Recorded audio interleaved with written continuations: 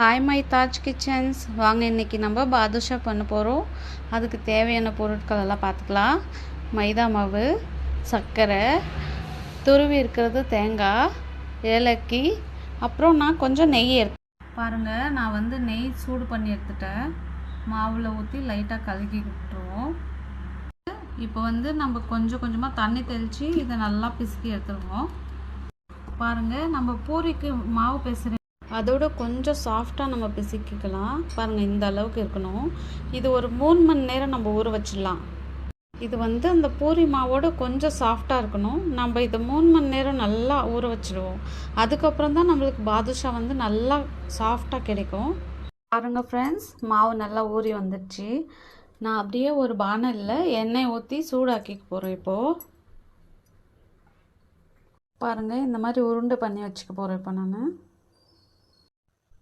கையில் நெய் தடவிட்டு நான் இந்த மாதிரி பண்ணி வச்சுட்டு இருக்கேன். இதை அப்படியே உருட்டி நம்ம ஃபோல்ட் பண்ணிக்குவோம்.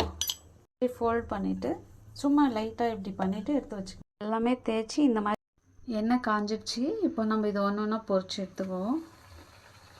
இதை லோ ஃப்ளேம்லேயே வச்சு நம்ம மெதுவாக பொரிச்சு எடுத்துக்கலாம். பாருங்கள், இந்த மாதிரி ஆகிட்டு இருக்கு. இப்போது அப்படியே பக்கத்தில் ஒரு பாத்திரம் வச்சுட்டு சர்க்கரை 1 கப் சர்க்கரை எடுத்துருக்கேன். அதுக்கு பாதி கப் தண்ணி ஊற்றிக்கலாம். பக்கம் சர்க்கரை பாவு ரெடி ஆகிட்டு இருக்குது. அப்படியே நம்ம இது ஒரு பொரிச்சு எடுத்துட்டோம்.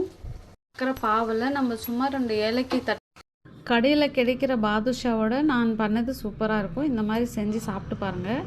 இப்போ பாருங்கள், ஒரு பக்கம் சர்க்கரை பாவு ரெடி பண்ணிட்டேன் நான்.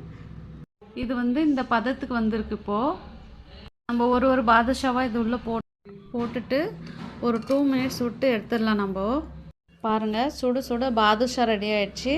இப்போ இது மேலே ட்ரை கோகோனட் பவுடர் தூவி விட்டுருவோம். நம்ம பாருங்கள், என்னோடய ஸ்டைலில் பாதுஷா ரெடி ஆகிடுச்சு.